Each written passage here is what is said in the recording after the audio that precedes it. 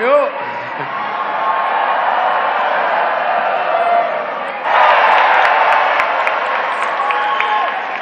Saudara-saudara sekalian, rupiah bisa mendatangkan orang, tapi rupiah tidak bisa menyalakan semangat.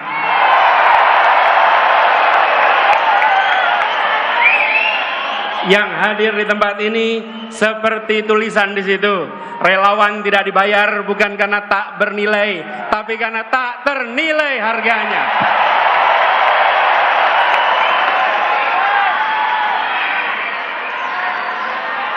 Saudara semua, teman-teman sekalian, Assalamualaikum warahmatullahi wabarakatuh.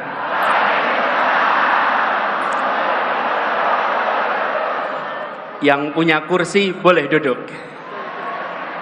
Yang belum punya kursi, berdirilah, tunjukkan punya semangat yang besar. Siap? Selamat siang semuanya. Semangatnya bagaimana?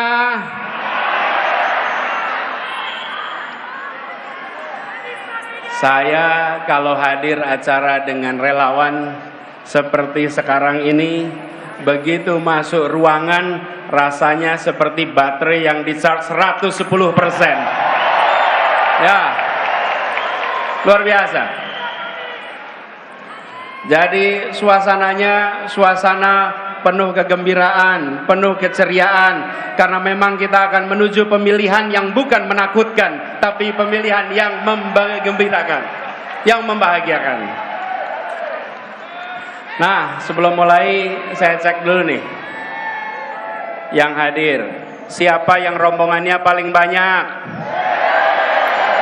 Ayo, acungkan tangan. Ayo, paling basah siapa? Oh.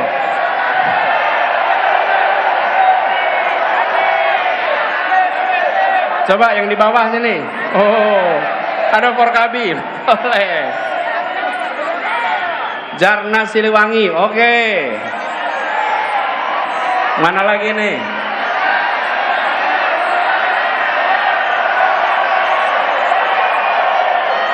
Yang paling jauh dari mana? Mana? Mana yang dari Aceh? Yang dari Kupang? Yang dari Manado? Yang dari Jawa Barat?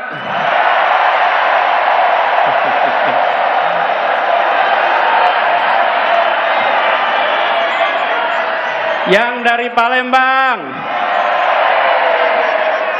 Yang dari Jawa Tengah?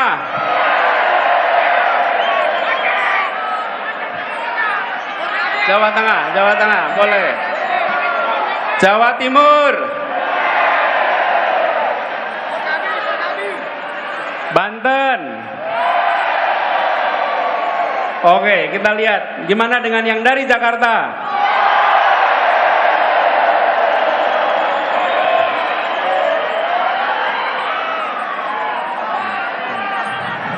Inilah hebatnya relawan kita.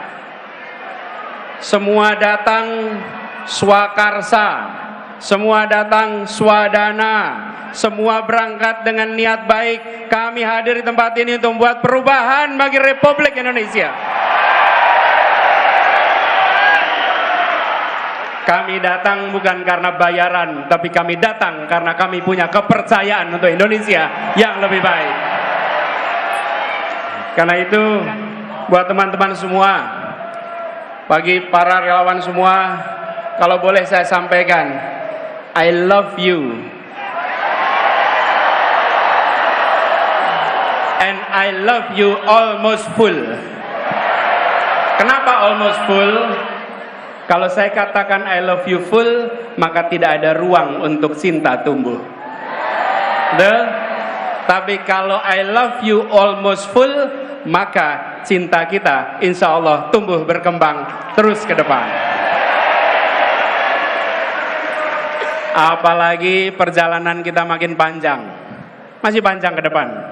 Dan tadi saya katakan bahwa kita menyanyikan Indonesia Raya dengan suasana, dengan suara yang penuh semangat, Karena lagu itu kita nyanyikan dengan rasa cinta. Kita mencintai Indonesia secara tanpa syarat. Kita tidak mensyaratkan saya harus sejahtera untuk cinta, saya harus makmur untuk cinta. Apapun latar belakangnya, apapun kondisinya, kami mencintai Indonesia secara tanpa syarat.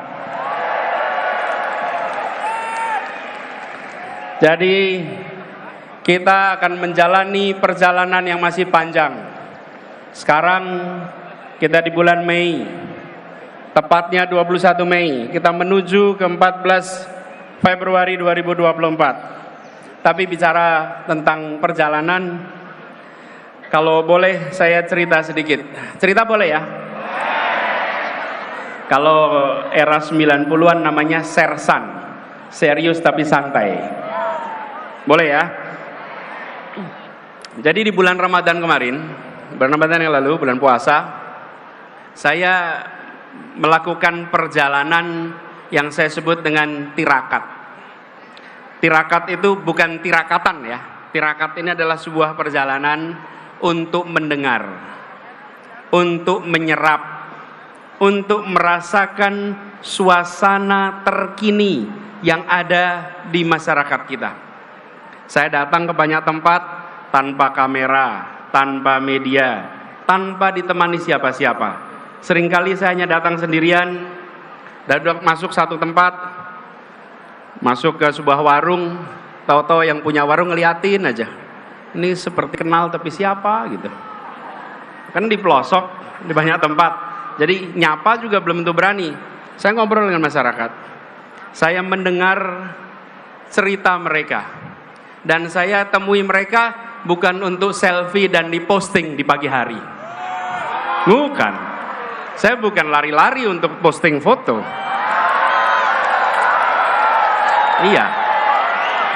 Saya lagi mendengarkan suara mereka. Saya ketemu dengan ibu-ibu, bapak-bapak yang memiliki keinginan masa depan anak-anaknya yang lebih baik. Paling sering saya temui ibu-ibu yang menceritakan, Pak, anak saya pintar, Pak, anak saya potensial, Pak, berikan kepada kita semua pendidikan yang baik, biar anak-anak kita punya masa depan yang lebih baik. Di Rembang saya ketemu dengan Ibu Fitri yang bercerita tentang bagaimana beliau mengelola TK-nya. Saya ketemu dengan Bu Yuli. Bu Yuli ini pemilik apotek Yap di Pasuruan. Saya juga sempat mampir ke Grobogan. Di situ saya bertemu dengan seorang petani. Jadi kami lagi jalan. Saya lihat para petani sedang bekerja, saya berhenti, mampir. Sendirian saja. Namanya Pak Suwarto. Lalu ketemu Pak Suwarto, salaman. Ketika salaman, saya merasakan melihat tangannya sedang, kalau bahasa Jawa lagi ngerabu. Ngerabu itu memberi apa? Pupuk. Jadi saya tanya, Pak, gimana kondisi di sini? Jadi biasa, Mas. Dari dulu ya begini.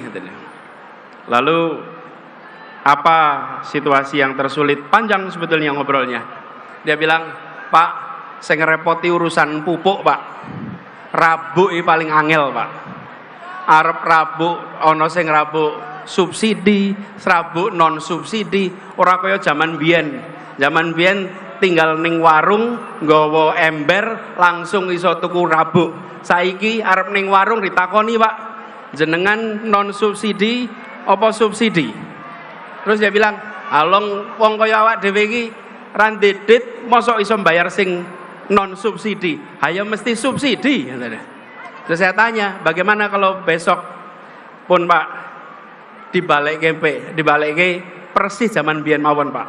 Udah selesai ngobrol, saya tanya sebelum pamit, Pak, sebelum pamit saya ingin mengenalkan diri, tepangaken kula Anies Baswedan.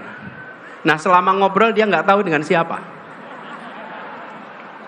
Jadi ketika saya bilang tepangaken kula Anies Baswedan, terus dia jawab, Anies Baswedan, Gubernur DKI, gitu.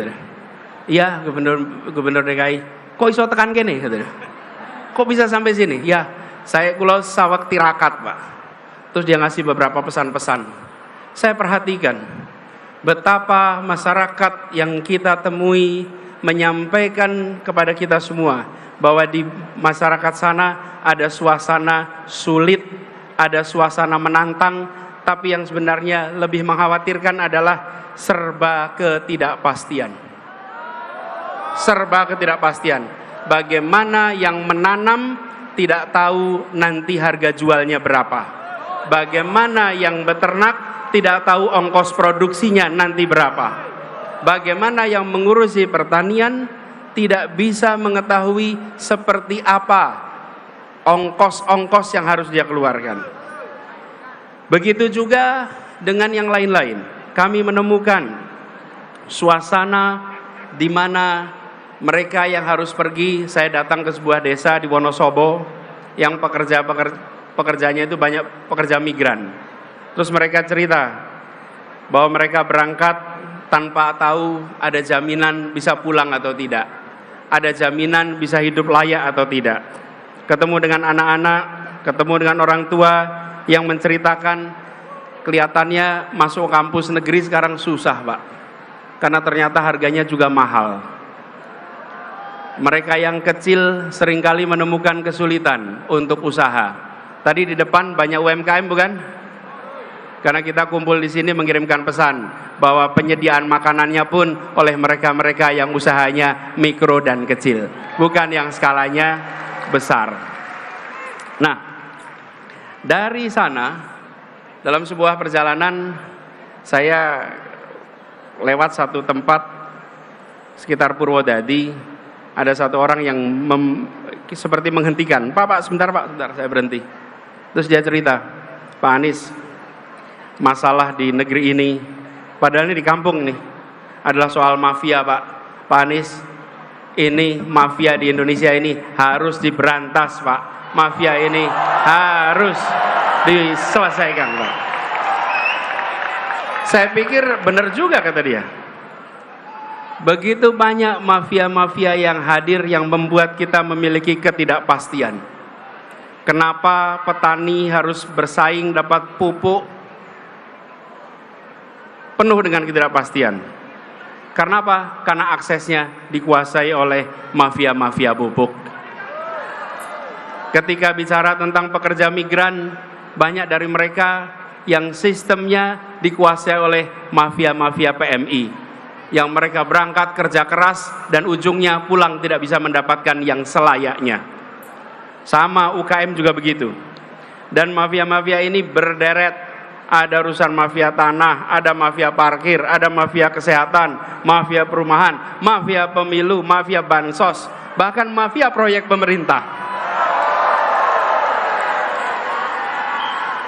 Ya termasuk mafia BTS itu. Semua. Karena itu seluruh mafia ini harus kita bereskan. Republik ini tidak akan bisa maju bila kita membiarkan mafia-mafia itu merajalela di negeri ini. Termasuk proyek pemerintah. Ketika kita melihat ada kasus-kasus, termasuk kemarin mafia BTS, maka saya sependapat dengan yang disampaikan oleh Ketua Partai Nasdem Pak Surya Paloh. Tuntaskan penyelidikannya. Semua yang terlibat harus diperiksa. Dorong transparansi. Jangan ada pihak yang dibiarkan melenggang tidak dimintai pertanggungjawabannya.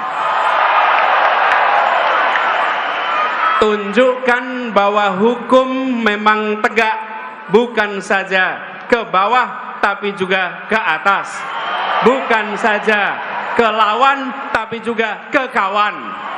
Hukum tegak untuk semuanya. Dan transparansi ini perlu dilakukan secara menyeluruh. Jangan sampai ada intervensi politik dalam penanganan kasus apapun. Dan kita sudah menyaksikan banyak kasus-kasus akhir-akhir ini yang jadi perhatian adalah yang viral. Kadang-kadang saya merasa khawatir. Karena begini, Kita ini harusnya berani. Saya setuju ketika ada yang dikatakan bahwa kita harus mencari pemimpin yang berani. Setuju. Dan pemimpin berani bukan sekedar berani, tapi berani karena benar, berani karena membawa kebenaran. Karena pasangannya kata berani itu benar. Kalau tidak benar, dia tak berani. Tapi kalau dia bawa kebenaran, maka siapapun dihadapi dan ridha Allah yang menjadi pegangannya.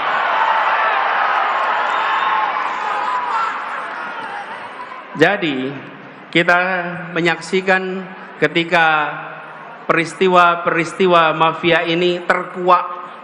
Ada polisi jenderal bintang 2 membunuh anak buahnya. Terbuka. Ada yang menyelundupkan narkoba. Ada petugas pejabat pajak yang kekayaannya fantastis. Itu sudah merepotkan, membuat seperti Pak Kapolri harus kerja ekstra untuk mengembalikan kepercayaan publik, harus kerja ekstra untuk merawat polisi-polisi baik yang berintegritas yang ada di dalam tubuh kepolisian. Seperti juga di Kementerian Keuangan, Ibu Menteri keliling sana sini untuk menjaga barisan orang-orang baiknya. Saya pernah di pemerintahan, saya menyadari betul, ya benar ada orang-orang bermasalah, tapi banyak lagi orang-orang yang bisa menegakkan amanah, orang-orang yang berintegritas. Mereka-mereka itulah yang harus dibangkitkan untuk bersama-sama menjaga Republik ini. Nah, ketika kita menyaksikan peristiwa-peristiwa seperti itu, kita geram. Ini harus kita hadapi. Apalagi sekarang kita kumpul hari ini tepat 25 tahun reformasi di Indonesia. Tepuk tangan untuk para pejuang reformasi kita.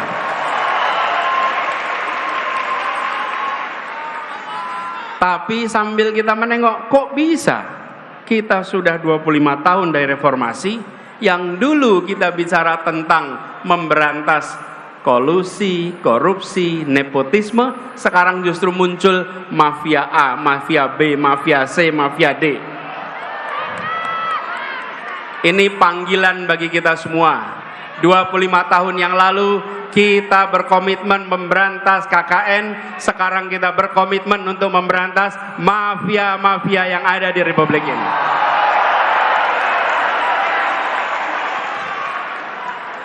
Proses terjadinya itu pelan-pelan. Proses penyimpangan itu pelan-pelan.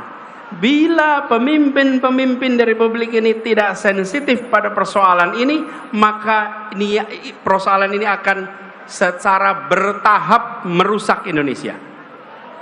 Teman-teman sekalian, saya beri ilustrasi ini. Katak nih. Bila katak itu dimasukkan ke dalam sebuah, bukan tempurung, ke panci yang airnya dingin, taruh di panci airnya dingin, kemudian pancinya taruh di kompor, nyalakan kompornya pelan-pelan. Oke? Air di situ asalnya dingin, lama-lama menjadi panas, lama-lama mendidih, dan katak itu akan mati dalam mendidihnya air. Oke? Itu jalannya pelan-pelan. Tapi kalau katak dilemparkan ke panci yang airnya mendidih, dia langsung lompat. Dia langsung lompat. Tapi kalau dipanaskan pelan-pelan, dia mati mendidih. Bila kita tidak menyadari bahwa pertumbuhan mafia itu terus-menerus, maka bangsa kita akan habis karena mafia. Saatnya kita menyadari bahwa ini adalah problematika yang harus kita hadapi sama-sama. Setuju? Karena itu, ketika kita berbicara tentang 25 tahun reformasi, amanat yang harus kita pegang adalah komitmen untuk melihat perubahan yang kecil-kecil ini. nampaknya pelan-pelan, gradual. Jadi kalau ada yang punya ide untuk mengubah, kita harus hadapi dan kita harus hentikan. Pelan-pelan itu prosesnya. Reformasi dulu mengatakan bahwa masa jabatan presiden 2 tahun. Ketika ada yang punya gagasan untuk memperpanjang, maka kita katakan bahwa kita komit dengan aspirasi reformasi.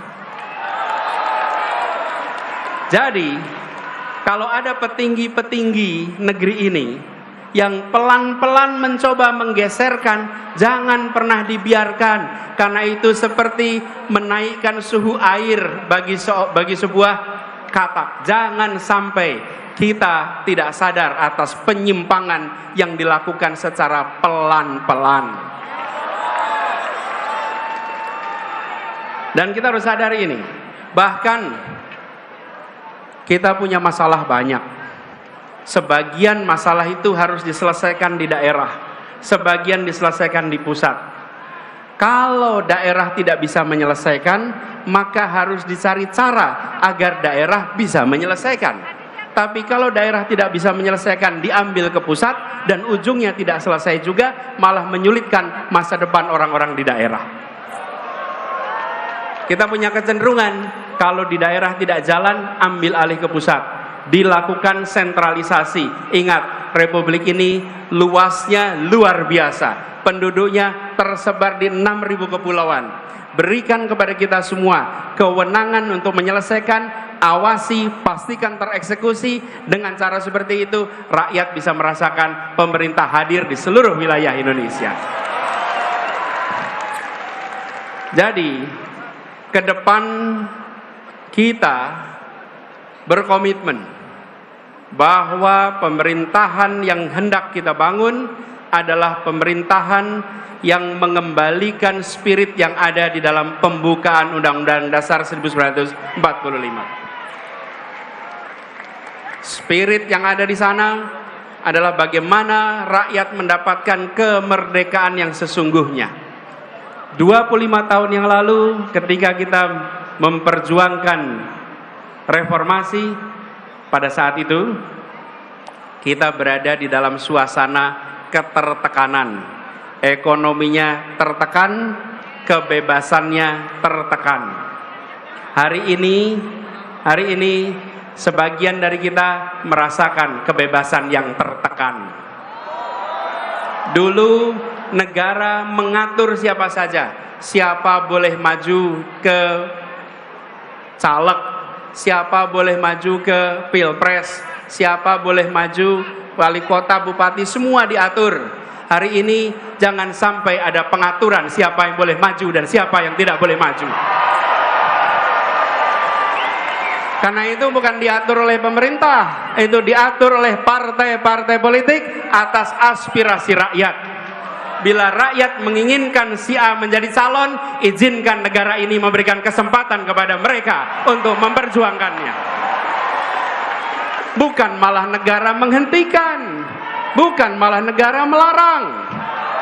Bahwa negara menjamin kemerdekaan, dan itu yang harus sekarang kita perjuangkan. Jadi kita yang berada di sini adalah kita yang punya aspirasi, dan kita menuntut agar ada kesetaraan kesempatan bagi siapapun di Republik ini. Dan ini juga artinya kepastian kepada mereka yang berusaha. Bayangkan, bila kita tidak memberikan kesetaraan itu, mereka yang di dunia usaha pun mengalami kekhawatiran, mengalami serba ketidakpastian. Ketika sebuah pemerintahan bertugas, dia harus memberikan kesetaraan kepada semua pelaku usaha.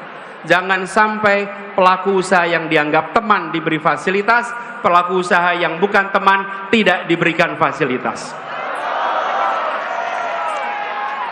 Dan persoalan mafia ini yang tadi saya sampaikan, itu sering sudah masuk ke dalam proses.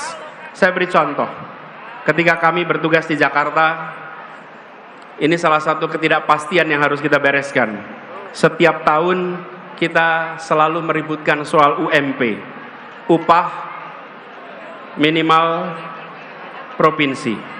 Dan di DKI Jakarta upah yang biasanya naik rata-rata 8% karena kondisi perekonomian turun. Tapi di tahun 2021 kemarin untuk upah tahun 2022 mendadak peraturannya diubah. Peraturan yang biasanya kalau kita terapkan memberikan kenaikan UMP yang masuk akal, kemarin UMP-nya angkanya itu amat rendah. Kalau tidak salah sekitar Rp37.000 kenaikannya. Pada waktu itu saya katakan, tidak mungkin di Jakarta naik upah nilainya 37.000. 37 itu bukan angka yang layak untuk pekerja di Jakarta. Karena itu kemudian saya sampaikan kepada pemerintah waktu itu, Kementerian Tenaga Kerja. Saya sampaikan bahwa yang layak di Jakarta kenaikan itu menggunakan formula yang lama. Jangan formulanya digonta-ganti. Dan inilah yang disebut sebagai mafia tentang pengupahan yang ada di Indonesia. Tidak boleh kita biarkan. Kami memilih untuk mengambil sikap yang berbeda. Dan ketika memilih sikap berbeda, tentu kita menyadari bagaimana landasan hukumnya. Tapi yang menarik, para pengusaha protes waktu itu. Saya undang pengusahanya ke Balai Kota. 50 pembayar pajak terbesar saya undang. Ketika saya undang, saya sampaikan, Bapak Ibu sekalian yang sekarang sudah menjadi 50 pembayar pajak terbesar. Bapak Ibu lihat, kita semua nih sekarang berkumpul di Balai Kota. Jaraknya hanya 1 kilometer dari Gedung Pancasila, tempat konstitusi kita disusun. Tempat persiapan kemerdekaan kita disiapkan. Pada waktu itu mereka yang berkumpul adalah orang-orang yang makmur, orang-orang yang terdidik. Tapi mereka memilih mendirikan sebuah negeri yang prinsipnya menghadirkan keadilan sosial bagi seluruh rakyat Indonesia. Sekarang di sini, yang kumpul di sini, Bapak Ibu, saya ingin tanya, 40 tahun yang lalu Bapak Ibu di mana? 50 tahun yang lalu Bapak Ibu di mana? Kita semua 40 tahun yang lalu, 50 tahun yang lalu bukan siapa-siapa. Republik ini sudah memberikan kesempatan Bapak Ibu sekalian menjadi 50 pembayar pajak terbesar karena Republik ini memberikan kesempatan kepada Bapak Ibu sekalian. Sekarang berikan kesempatan pada para pekerja untuk mereka bisa mendapatkan kesetaraan masa depan. Sebagaimana Bapak Ibu sekalian mendapatkannya. Ini soal kita bergiliran masing-masing memberikan kesempatan. Dan ketika kita mengirimkan pesan kesetaraan itu yang menarik. Para pengusaha itu setelah ngobrol pulang dan mereka bilang, Pak Gub, kami setuju dengan prinsip yang Bapak pegang. Kita sama-sama bergerak untuk Indonesia. Bapak Ibu sekalian, ketika kita bicara tentang nilai-nilai, maka semua akan terpanggil. Itulah sebabnya hari ini kita berjuang, karena kita membawa nilai-nilai dan kita ingin memanggil semuanya untuk berjuang bersama kita. Nilainya nilai keadilan, nilainya nilai kesetaraan. Dan itulah yang kemudian membuat kita semua yakin, bila ini kita kerjakan, insya Allah Indonesia akan lebih baik. Indonesia akan lebih makmur. Karena itu buat para relawan semua yang sudah berkumpul di sini, siap kita bergerak bersama ke depan? Siap untuk mengajak semuanya? Siap untuk menjangkau semua? Siap untuk menunjukkan bahwa ini negeri merdeka? Jangan, ini permintaan saya, jangan pernah takut untuk menunjukkan pilihan kita. Setuju? Bila kita menawarkan prinsip keadilan, prinsip kesetaraan, pasang besar-besar pesan itu dimanapun Anda berada. Jangan gentar pada mereka yang kegiatannya merobek poster. Jangan gentar. Jangan gentar dengan mereka yang suka merobek baliho. Jangan gentar. Bila ada baliho dirobek, Bila ada poster dirobek, jangan cuma difoto, berikan laporan ke kepolisian, nanti kita tunjukkan siapa yang menghargai pendapat dan aspirasi di Republik ini.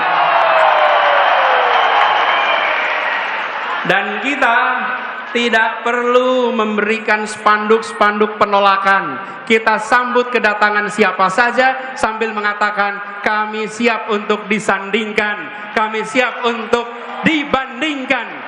Dan kami yakin bahwa gagasan kita, karya kita, rekam jejak kita, program kita, bila disandingkan, maka kita akan bisa mengajak rakyat Indonesia untuk Indonesia yang lebih baik ke depan.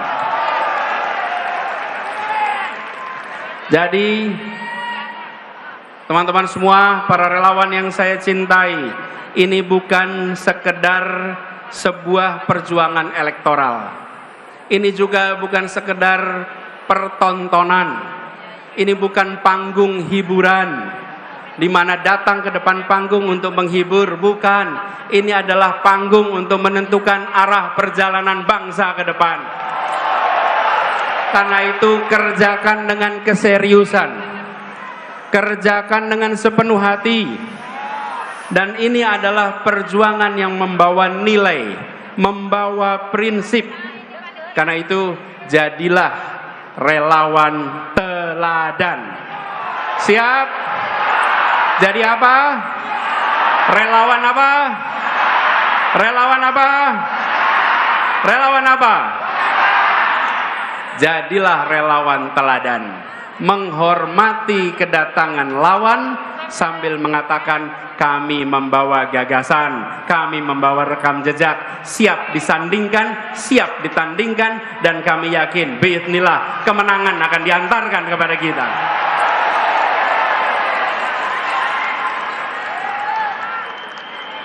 Karena itu buat semuanya para pejuang yang berkumpul di sini, kalau mengalami cobaan, mengalami tantangan, semakin besar tantangan, maka orang-orang tangguh akan bisa melewatinya. Kalau kita ketemu dengan tantangan, maka kita tidak menghindar. Kalau kita ketemu tantangan, kita tidak sembunyi, tapi kita hadapi. Kita apa? Kita hadapi. Karena itu saya, kalau boleh, saya bertanya kepada semuanya nih. Kalau saya beri pertanyaan, pejuang bukan? Maka jawab, hadapi. Siap? Pejuang bukan? Pejuang bukan? Pejuang bukan? Insya Allah kita hadapi, dan dengan izin Allah perjuangan ini insya Allah akan diantarkan pada kemenangannya. Terima kasih, salam perjuangan, pesan kepada seluruh keluarga, semua tentara, jangkau semua dan katakan bahwa perubahan untuk keadilan sedang bergerak menjangkau semua, dan insya Allah dari ruangan ini dikirimkan pesan penuh semangat untuk seluruh Indonesia. Assalamualaikum warahmatullahi wabarakatuh. Waalaikumsalam.